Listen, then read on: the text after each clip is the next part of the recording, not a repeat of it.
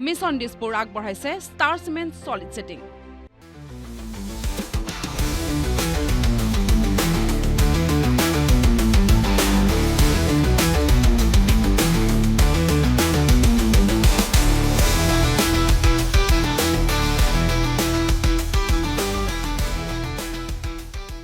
মাকুমৰ সপোন দেখিছে, এখন নতুন মাকুমৰ সপোন দেখি এইদৰে বিভিন্নজনৰ কাষলৈ গৈছে আৰু নিজেই আচলতে সকলোৰে লগত কথা পাতিবলৈ চেষ্টা কৰিছে আৰু ইতিমধ্যে কৈছে যে মাকুমক লৈ বহুতখিনি কৰিব লগা আছে। ইতিমধ্যে আপুনি কৈছে এই ৰাস্তা পথবোৰৰ ক্ষেত্ৰতো বহুতখিনি কৰিব লগা আছে। নিশ্চয় বিশেষভাৱে ৰাস্তা পদূলিখিনিৰ কাৰণে যথেষ্ট কাম কৰিবলগীয়া আছে আৰু মই ইতিমধ্যে পৌৰসভাৰ পৌৰপতিৰ লগত আমাৰ ৱাৰ্ড কমিশ্যনাৰসকলৰ লগত কথা পাতিছোঁ যে ইয়াতে মূলতঃ ড্ৰেইনৰ সমস্যা আছে আৰু ৰাস্তা পদূলিৰ সমস্যা আছে।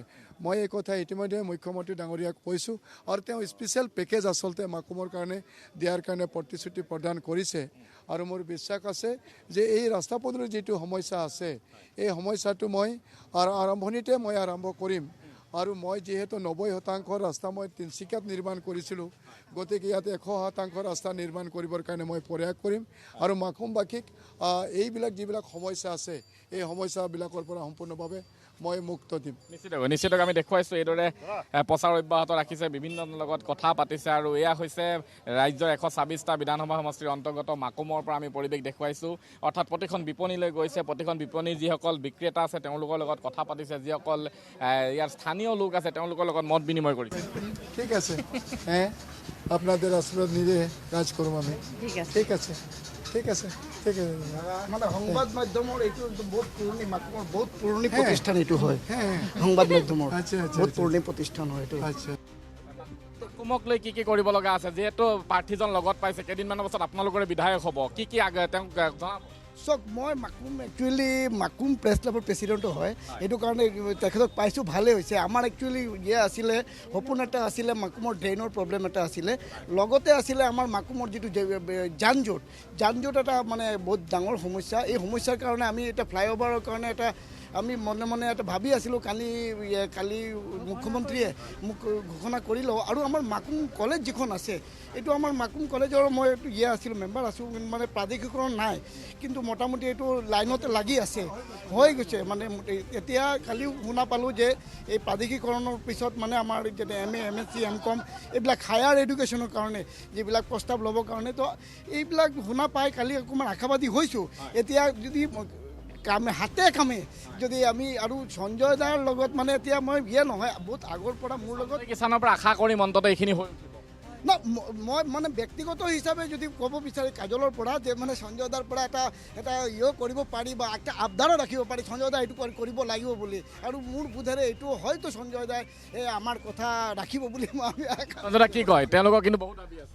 নিশ্চিতভাৱে কাজল দা মোৰ একেবাৰে মই আৰ্টছৰ লগত জড়িত তেতিয়াৰ পৰা তেওঁৰ পৰিচয়, গতিকে কলেজখনক লৈ পেলাই তেওঁৰ যি সপোন, এই সপোন নিশ্চিতভাৱে বাস্তৱিত হ'ব। হায়াৰ এডুকেশ্যনৰ কাৰণে যিটো ব্যৱস্থা কৰিব লাগে ইতিমধ্যে মাননীয় মুখ্যমন্ত্ৰী ডাঙৰীয়াক কৈছে, ছায়েন্স কমাৰ্চ আৰ্টছ সকলোবিলাক তাত ব্যৱস্থা থাকিব আৰু বিশেষভাৱে এখন আধুনিক কলেজৰ কাৰণে যিখিনি ব্যৱস্থা থাকিব লাগে সকলোখিনি তাত প্ৰদান কৰা হ'ব। যথেষ্ট মাটিও আছে কলেজখনত, মই নিজেও জড়িত হৈ আছোঁ কলেজখনত, গতিকে মাকুমবাসীৰ বাবে ই সঁচাকৈ এটা সুখবৰ যে সমষ্টিটোও পাব আৰু সৰ্বসুন্দৰ কলেজ এখনো পাব মাকুমবাসীয়ে।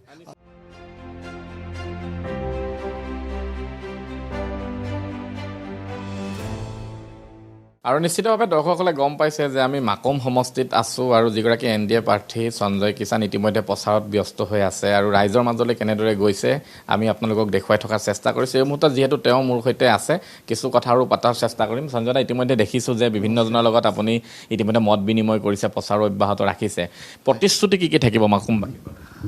নিশ্চিতভাৱে দাদা, যিহেতু নতুনকৈ এইটো সমষ্টি এইবাৰ মাকুমবাসীয়ে সৌভাগ্যবশতঃ পাবৰ কাৰণে সক্ষম হৈছে আৰু তাতে মাননীয় মুখ্যমন্ত্ৰী ডক্টৰ হেমন্ত বিশ্ব শৰ্মা ডাঙৰীয়াৰ আশীৰ্বাদেৰে মই ইয়াতে প্ৰাৰ্থী হিচাপে আহিছোঁ আৰু দেখিছে আমাৰ কাৰ্যকৰ্তাসকলে আজি দীৰ্ঘদিন এই সমষ্টিটোৰ সাংগঠনিক দিশটো শক্তি আৰু সবল কৰি ৰাখিছে আৰু যাৰ কাৰণে যথেষ্ট উৎসাহ আছে আমাৰ সকলো জনসাধাৰণৰ, প্ৰত্যেকটো জাতি জনগোষ্ঠী, প্ৰত্যেকটো ভাষা ভাষী লোকৰ মাজত যথেষ্ট উৎসাহ আছে সৌভাগ্যৰ কথাটো হৈছে যে যোৱাকালিয়ে মাননীয় মুখ্যমন্ত্ৰী ডাঙৰীয়া আমাৰ সমষ্টিবাসীক সম্বোধন কৰিবৰ কাৰণে আহিছিলে আৰু তেওঁৰ যোগেদিয়ে কেইবাটাও উপহাৰ আমি মাকুমবাসীয়ে পাইছোঁ। আপুনি যদি চাই তেতিয়াহ'লে মাকুম মিউনিচিপালিটিৰ যিটো মূল সমস্যা হ'ল যে ইয়াতে এটি ৰোডৰ পৰা যেতিয়া ফাটি পেলাই আপুনি ডিব্ৰুগড় জাগুন ফালে যাব তাতে এটা ৰেল গেট আছে আৰু এই ৰেল গেটটো হৈছে আজি মাকুম সমষ্টিৰ কাৰণে এটা অতি ডাঙৰ সমস্যা প্ৰত্যাহ্বান যে ইয়াতে অনবৰতে যান জঁট থাকে আৰু এইটোক মুখ্যমন্ত্ৰী ডাঙৰীয়াক মই কালি অনুৰোধ কৰিছিলোঁ যে এইটো আপুনি কিবা এটা চাই দিব লাগিব। কালিয়ে তেওঁ ৰাজহুৱাভাৱে ঘোষণা কৰি থৈ গ'ল যে চৰকাৰ হোৱাৰ 6 মাহৰ ভিতৰতে আমি সুন্দৰকৈ এটা ফ্লাইঅভাৰ তাতে নিৰ্মাণ কৰিম য'ত দীৰ্ঘদিন ভুগি থকা মাকুমবাসী ইয়াৰ পৰা পৰিত্ৰাণ পাব। দ্বিতীয়তে আমাৰ একমাত্ৰ যিটো মাকুম কলেজ আছে এইটো চৰকাৰীকৰণে হোৱা নাছিলে। আজি কেইদিনমানৰ আগতে মাকুম কলেজ চৰকাৰী কলেজ হিচাপে স্বীকৃতি লাভ কৰিলে আৰু এই কলেজটোত আমি সকলোবিলাক বিভাগৰ ব্যৱস্থা কৰিম বুলি পেলাই মাননীয় মুখ্যমন্ত্ৰী ডাঙৰীয়াক কৈছে। লগতে হায়াৰ এডুকেশ্যনৰ কাৰণে সকলো ব্যৱস্থা মাকুম কলেজে পাবৰ কাৰণে সক্ষম হ'ব। লগতে বিল্ডিং ষ্ট্ৰাকচাৰৰ পৰা আদি কৰি সকলোবিলাক ব্যৱস্থা থাকিব। মুঠতে পূৰ্ণাংগ কলেজ এখনৰ কাৰণে যিখিনি ব্যৱস্থা থাকিব লাগে মাকুমবাসীয়ে এইটো পাব। গতিকে মাকুম সমষ্টিখন যিহেতু নতুনকৈ প্ৰতিষ্ঠা লাভ কৰিছে ইয়াত শিক্ষা, স্বাস্থ্য, বাটপথ, নলা ইত্যাদি কামবিলাকেই ইয়াত কৰিব লাগিব। ইতিমধ্যে আমি ফ্লাইঅভাৰটো পালোঁ, ইতিমধ্যে আমি কলেজটো পালোঁ, ইতিমধ্যে মাননীয় মুখ্যমন্ত্ৰী ডাঙৰীয়াই কৈছে যে মাকুম চহৰখন গঢ়ি তুলিবৰ কাৰণে আমি বিশেষভাৱে আমাক সুবিধা প্ৰদান কৰিব। তো মই ধন্যবাদ জনাইছোঁ আমাৰ মাকুম পৌৰসভা, আমাৰ চেয়াৰমেন, ভাইচ চেয়াৰমেন, আমাৰ ৱাৰ্ড কমিশ্যনাৰসকলে মিলি পেলাই ইতিমধ্যে তেওঁলোকে মাকুম চহৰখনক সৰ্বসুন্দৰ কৰিবৰ কাৰণে এটা মাষ্টাৰ প্লান লৈ পেলাই তেওঁলোকে আগবাঢ়িছে। সুন্দৰভাৱে ড্ৰেইন, সুন্দৰভাৱে ৰাস্তা নিৰ্মাণ কৰিবৰ কাৰণে তেওঁলোকে মাষ্টাৰ প্লেনটো আগবঢ়াই থৈছে। তো গতিকে যিহেতু আমি বিশেষ সুবিধা পাম মানে এই মাষ্টাৰ প্লানৰ জৰিয়তে আমি ইয়াৰ ড্ৰেইনবিলাক সুন্দৰভাৱে পকাকৰণৰ বাবে ব্যৱস্থা কৰিম। ৰাস্তাবিলাক যিমান আছে আহল বহল বনাই পেলাই মাকুম চহৰখনত যাতে লাইটিঙৰো ব্যৱস্থা কৰিম। আৰু মাকুম চহৰখন যিহেতু সৰু চহৰ ইয়াক সুন্দৰভাৱে সজাই পৰাই ল'বলৈ আমাৰ সুবিধা হ'ব। তো গতিকে খুব সোনকালে মই ভাবোঁ যে মাকুম চহৰবাসীয়ে সৰ্বসুন্দৰ এটা চহৰ তেওঁলোকে দেখা পাব মাকুম সমষ্টিত। তাৰ লগতে আমাৰ বৃহৎ মাকুম সমষ্টিটোত অন্যান্য সমস্যা আছে। যিহেতু এই সমস্যাটো আজি দীৰ্ঘদিন ধৰি পেলাই ভুগি আছে। ইয়াতে 15টা আমাৰ পঞ্চায়ত আছে আৰু তাৰে ভিতৰত কেইবাটাও পঞ্চায়ত আজি গৰাখহনীয়াৰ লগত যুঁজি আছে, বানপানীৰ লগত যুঁজি আছে। মাননীয় মুখ্যমন্ত্ৰী ডাঙৰীয়াই কালি ঘোষণা কৰিছে যে গৰাখহনীয়া আৰু বানপানীৰ স্থায়ী সমাধানৰ কাৰণে মাননীয় মুখ্যমন্ত্ৰী ডাঙৰীয়া কেন্দ্ৰীয় চৰকাৰৰ পৰা আলোচনা কৰি পেলাই এক স্থায়ী সমাধানৰ কাৰণে পদক্ষেপ গ্ৰহণ কৰিব। ইতিপূৰ্বে দেশৰ প্ৰধানমন্ত্ৰী ডাঙৰীয়া ঘোষণা কৰিছে যে বানপানী সমস্যাৰ কাৰণে কেন্দ্ৰীয় চৰকাৰে এক শক্তিশালী পুঁজি অসমক প্ৰদান কৰিব।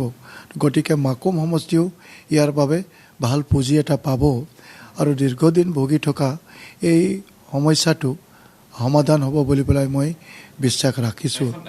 নতুন মাকুম আমি দেখিবলৈ পাম অনাগত নিশ্চিতভাৱে। আৰু দীৰ্ঘদিন ধৰি মাকুম সমষ্টিৰ বাবে সৌভাগ্যৱান যে ইয়াতে প্ৰসিদ্ধ ৰাষ্ট্ৰীয় উদ্যান ডিব্ৰু চৈখোৱা আছে, বিশ্ব প্ৰসিদ্ধ পক্ষী উদ্যান ইয়াতে মাগুৰী বিল আছে। তো গতিকে এই দুটা পৰ্যটনথলী হিচাপে ইয়াক গঢ়ি তোলাৰ যথেষ্ট সম্ভাৱনা আছে আৰু ইয়াক যদি খুব ভালভাৱে আমি প্ৰজেক্ট কৰোঁ তেতিয়াহ'লে পৰ্যটনথলীটো আমি শক্তিশালী দিশত আগুৱাই লৈ যাব পাৰিম। আৰু এই পৰ্যটনথলী হিচাপে গঢ়ি তোলাৰ লগে লগে ইয়াত যথেষ্ট পৰ্যটক আমি পাম আৰু পৰ্যটক যেতিয়া আহিব নিশ্চিতভাৱে আমাৰ ইয়াৰ জৰিয়তে শিক্ষিত নিবনুৱা যুৱক যুৱতীসকলে ইয়াত এটা সংস্থাপনৰ পথ বিচাৰি পাব। আৰু আটাইতকৈ ভাল কথা হৈছে যে মই তিনিচুকীয়া বিধানসভাৰ বিধায়ক হৈ থকা অৱস্থাতে আমাৰ মাকুম সমষ্টিৰ ভিতৰতে যিটো প্লাষ্টিক পাৰ্ক আছে তাতে আমি 120 বিঘা মাটি লৈ পেলাই এটা স্কিল ইউনিভাৰ্চিটি আমি নিৰ্মাণ কৰি আছিলোঁ। মুখ্যমন্ত্ৰী ডাঙৰীয়াই তাতে ভূমি পূজন কৰিছিলে আৰু এইটো সৌভাগ্যবশতঃ মাকুম বিধানসভা সমষ্টিতে আছে। গতিকে মাকুমবাসীৰ কাৰণে ই এটা আশীৰ্বাদ স্বৰূপ যে বৰ্তমান মাননীয় মুখ্যমন্ত্ৰী ডাঙৰীয়াৰ নেতৃত্বত অসমখন ঔদ্যোগিকৰণৰ কাৰণে ক্ষিপ্ৰতাৰে আগবাঢ়িছে। ছেমি কণ্ডাক্টৰে ইণ্ডাষ্ট্ৰী অসমত প্ৰতিষ্ঠা হৈছে। প্ৰায় 3.5 লাখ কোটি টকা ইনভেষ্টমেণ্ট কৰি বিভিন্ন ৰাষ্ট্ৰৰ ব্যৱসায়িক গোষ্ঠী ইয়াত ইণ্ডাষ্ট্ৰী কৰিব। তো গতিকে ইণ্ডাষ্ট্ৰীত কাম কৰিবৰ কাৰণে নিশ্চয় কাৰিকৰী শিক্ষা লাগিব আৰু সেইকাৰণে আমি আগতীয়াকৈ স্কিল ইউনিভাৰ্চিটিটো মাকুম বিধানসভা সমষ্টিতে আমি নিৰ্মাণ কৰি আছোঁ। তো গতিকে ইয়াত প্ৰায় 10,000 ল'ৰা ছোৱালীয়ে শিক্ষা গ্ৰহণ কৰিব। তো মাকুম সমষ্টিবাসী ইয়াতে আটাইতকৈ বেছি সুবিধা পাব আৰু মই ভাবোঁ যে মাকুমৰ ল'ৰা ছোৱালী কালি গৈ পেলাই যিকোনো উদ্যোগ প্ৰতিষ্ঠানত সংস্থাপিত হ'ব। হয়, এইবাৰ নিৰ্বাচনত আমি দেখিছোঁ যে এইবাৰ নতুন প্ৰজন্ম ভোটাৰসকল যথেষ্ট আগ্ৰহী। আপুনি দেখিছে যে জেনজিৰ প্ৰসংগ আহিছে বা আপুনি বিভিন্ন সময়ত যেতিয়া আপুনি প্ৰচাৰৰ বাবে যায় আপোনাৰ হুঁয়ে বাবে নতুনসকলক দেখিছোঁ। নতুন ভোটাৰসকলৰ প্ৰসংগ নিশ্চিতভাৱে ইতিমধ্যে আমাৰ চৰকাৰে বিশেষভাৱে যিসকল শিক্ষিত চাম আছে তেখেতসকলক সাহস আৰু প্ৰেৰণা যোগাবৰ বাবে যিটো যোৱাবাৰ আমাৰ CM ত্ৰিপুলে আঁচনিৰ জৰিয়তে তেওঁলোকক বিভিন্ন সৰু সুৰা উদ্যোগৰ ক্ষেত্ৰত প্ৰেৰণা যোগোৱা, বিভিন্ন ব্যৱসায়ৰ ক্ষেত্ৰত তেওঁলোকক প্ৰেৰণা যোগোৱা এটা আঁচনি লৈ পেলাই আমি আগবাঢ়িছোঁ। গতিকে যিহেতু এইটো এটা নতুন বিধানসভা হোৱাৰ কাৰণে মাননীয় মুখ্যমন্ত্ৰী ডাঙৰীয়া CM ত্ৰিপুল এই আঁচনিটো ইয়াত বিশেষ সুবিধা দিব। যেনেকৈ অৰুণোদয় অন্য সমষ্টিয়ে যদি 3,000 পায় আমি 10,000 পাম। গতিকে CM ত্ৰিপুলে যদি কোনোবাই 300 পায় তেতিয়াহ'লে নিশ্চয় আমি 1,000 পাম। তো গতিকে মই আশাবাদী যে মাননীয় মুখ্যমন্ত্ৰী ডাঙৰীয়াক আৰু মই অনুৰোধ কৰিম, যিহেতু এটা নতুন সমষ্টি, গতিকে ইয়াৰ যুৱক যুৱতীসকলক সাহস আৰু প্ৰেৰণা যোগাবৰ বাবে CM ত্ৰিপুলৰ জৰিয়তে অধিক যুৱক যুৱতীসকলক যাতে আমি জড়িত কৰাব পাৰোঁ আৰু তেওঁলোকক নিজৰ ভৰিত থিয় হ'ব পৰাকৈ এটা পৰিৱেশ আমি মাকুম সমষ্টিৰ যুৱক যুৱতীসকলক দিব পাৰোঁ। তাৰ লগতে মই যিটো টুৰিজিমৰ কথাটো ক'লোঁ, ইয়াতো আমি নিশ্চিতভাৱে তেওঁলোকক বিভিন্ন টুৰিজিমৰ কাৰণে প্ৰশিক্ষণ প্ৰদান কৰি পেলাই তেওঁলোকে যাতে টুৰিজিম ক্ষেত্ৰখনত আগবাঢ়িব পাৰে তাৰ কাৰণে আগন্তুক দিনত মই কাম কৰিম। আৰু বিশেষভাৱে বৰ্তমান আমাৰ তিনিচুকীয়া জিলাখন যথেষ্ট কৃষিৰ জৰিয়তে আগবঢ়াৰ যথেষ্ট সম্ভাৱনা আছে। গতিকে মই কৃষি ক্ষেত্ৰত মই নিজেও জড়িত থকা এজন ব্যক্তি। তো আগন্তুক দিনত আমাৰ যুৱকসকলক লৈ পেলাই ফাৰ্মৰ জৰিয়তে ইয়াতে যাতে আমি খেতি বাতি কৰিব পাৰোঁ তাৰ কাৰণে। আৰু এটা কথা যে মাকুম তাহানিতেই ব্ৰিটিছ চৰকাৰৰ সময়তে মাকুম চহৰখন উদ্যোগৰ বাবে ই যথেষ্ট সুনাম আছিলে। যিহেতু মাকুম ৰেলৱে জংচনটো প্ৰথমবাৰ ব্ৰিটিছে ইয়াতে নিৰ্মাণ কৰিছিলে, ৰেল লাইন নিৰ্মাণ কৰিছিলে আৰু তেতিয়া বিভিন্ন ইণ্ডাষ্ট্ৰীবিলাক ইয়াতে গঢ়ি তুলিছিলে। কালক্ৰমত এইবিলাক নাইকিয়া হ'ল। ইতিমধ্যে আমি প্লাষ্টিক পাৰ্কত আমি ইণ্ডাষ্ট্ৰী গঢ়ি তুলিছোঁ। গতিকে মাকুম অঞ্চলতো যিবিলাক ইণ্ডাষ্ট্ৰী হয়তো স্থবিৰ হৈ গৈছে সেইবিলাক ইণ্ডাষ্ট্ৰী আমি পুনৰ জীৱিত কৰিবৰ কাৰণে প্ৰয়াস কৰিম। কাঠৰ উদ্যোগ ইয়াতে যথেষ্ট শক্তিশালীভাৱে আগবাঢ়িছিলে। মুখ্যমন্ত্ৰী ডাঙৰীয়াই কৈছে কাঠৰ উদ্যোগো হয়তো আমি ভৱিষ্যতে গঢ়ি তুলিব পাৰোঁ। তেতিয়া ইয়াতে যাতে কাঠৰ উদ্যোগবিলাকো আমি গঢ়ি তুলিব পাৰোঁ, তেনেধৰণৰ বিভিন্ন ইণ্ডাষ্ট্ৰীবিলাক গঢ়ি তুলিব পাৰোঁ। আমাৰ প্লাষ্টিক পাৰ্কতে বহুবিলাক ইণ্ডাষ্ট্ৰী ইতিমধ্যে আমি প্ৰতিষ্ঠা কৰিছোঁ। জাপানৰ পৰা এটা ইনভেষ্টমেণ্টৰ দল আহিছে, তেওঁলোকে কেইবাশ কোটি টকা ইনভেষ্ট কৰি আমাৰ প্লাষ্টিক পাৰ্কত ইতিমধ্যে তেওঁলোকে মাটি তেওঁলোকে লৈছে এটা ডাঙৰ ইণ্ডাষ্ট্ৰীৰ কৰিবৰ কাৰণে। গতিকে এই ইণ্ডাষ্ট্ৰীটো হৈ গ'লে মাকুম বিধানসভাত ইণ্ডাষ্ট্ৰীটোৰ ক্ষেত্ৰত আমি যথেষ্ট দূৰ আগবাঢ়ি যাব পাৰিম। এটা নতুন সমষ্টি, গতিকে নতুন সমষ্টি হিচাপে আপুনি এটা সৌভাগ্যৱান এগৰাকী ব্যক্তি বুলি কওঁ। সাংগঠনিক ভেটিটো লাগিব দলটো শক্তিশালী কৰিবলৈ। ইয়াত সাংগঠনিক ভেটি আপুনি যেতিয়া আপুনি আহিছে আপুনি কেনেকুৱা দেখি? সঁচাকৈ মই সৌভাগ্যৱান যে ইয়াৰ বুথ স্তৰৰ পৰা আমাৰ মণ্ডল জিলা সকলো ইমান আন্তৰিকতাৰে কৰিছে। ওচৰতে আমাৰ উদয় ডাঙৰীয়া আছে, তেখেতৰ যিটো টীম বা ইয়াতে 3টা মণ্ডল আছে, 3টা মণ্ডলে অতি সক্ৰিয়তাৰে কাম কৰিছে। যুৱ মৰ্চা আছে, অন্যান্য মৰ্চাবিলাক আছে, মহিলা মৰ্চা আছে, বিশেষভাৱে আমাৰ মাকুম পৌৰসভা আছে, পৌৰসভাৰ পৌৰপতি উপপৌৰপতিৰ লগতে সকলোৱে সাংগঠনটোৰ লগত জড়িত হৈ আছে। মোৰ ওচৰতে আমাৰ পঞ্চায়তৰ আমাৰ যি চেয়াৰমেন আছে, আমাৰ ৰাধা বাইদেউ হয়। তো গতিকে আঞ্চলিক পঞ্চায়তৰ এই গধুৰ দায়িত্ব কাম পালন কৰিছে। আৰু তেনেকৈ ধৰণৰ সকলোৱে এই পৰিয়ালটোৱে আজি দীৰ্ঘদিন ধৰি সংগঠনটোক ধৰি ৰাখি পেলাই কাম কৰিছিলে, যাৰ কাৰণে আজি আমি যথেষ্ট ভালভাৱে আমি আগবাঢ়ি যাবৰ কাৰণে সক্ষম হৈছোঁ। সাংগঠনিক দিশটো আমাৰ বুথ স্তৰত যথেষ্ট শক্তিশালীৰ কাৰণে আমাৰ সকলো জাতি জনগোষ্ঠীৰ লোকক আমি লগত লৈ পেলাই আগবাঢ়ি যাবৰ কাৰণে আমি সক্ষম হৈছোঁ। গতিকে আমি দৃঢ় বিশ্বাসী যে আমি প্ৰত্যেকটো বুথ, ইয়াত আচলতে 204টা বুথ আছে, আৰু আমি লক্ষ্য লৈ পেলাই আগবাঢ়িছোঁ যাতে 204টা বুথেই আমি দখল কৰিব পাৰোঁ আৰু অসমৰ ভিতৰত মাকুম বিধানসভা সমষ্টিটোক আটাইতকৈ এক শক্তিশালী বিধানসভা হিচাপে আমি জয়ী হ'ব পাৰোঁ। তাৰ কাৰণে আমি লক্ষ্য লৈ পেলাই আগবাঢ়িছোঁ। মই বহুত বেছি সময় নলওঁ, আপুনি প্ৰচাৰত ব্যস্ত হৈ আছে। তাৰ মাজতো আৰু চমুকৈ 2টা কথা জানিম যে সঞ্জয় কিষাণ নামটো অসমৰ ৰাজনীতিক প্ৰেক্ষাপটত নতুন নহয়, এটা দীঘলীয়া পৰিক্ৰমা ইতিমধ্যে আপুনি পাৰ হৈ আহিছে। এটা নতুন সমষ্টি আপোনাক দায়িত্ব দিয়া হৈছে বুলি ক'লেও ভুল কোৱা নহ'ব।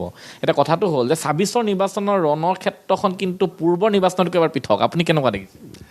হয়, মই মাত্ৰ 15 দিন সময় পাইছোঁ এই নতুনকৈ এই বিধানসভা সমষ্টিটোত।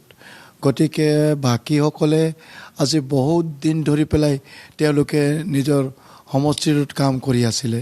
ময়ো কাম কৰি আছিলোঁ তিনিচুকীয়াৰ কাৰ্যকৰ্তাসকলক লৈ পেলাই মই নিষ্ঠাপূৰ্বক দলীয় কাম কাজত ব্যস্ত আছিলোঁ।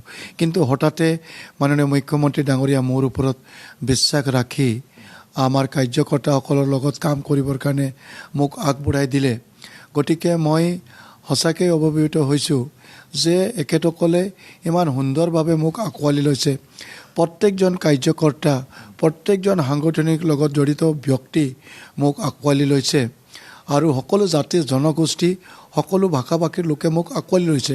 তেনে ক্ষেত্ৰত আচলতে ইয়াতে যিহেতু যোৱা দিনবিলাকতো আমাৰ সাংগঠনিক দিশটো শক্তি আৰু সবল আছিলে, প্ৰত্যেকটো নিৰ্বাচনতে আমি ভাল ফলাফল দেখুৱাইছোঁ।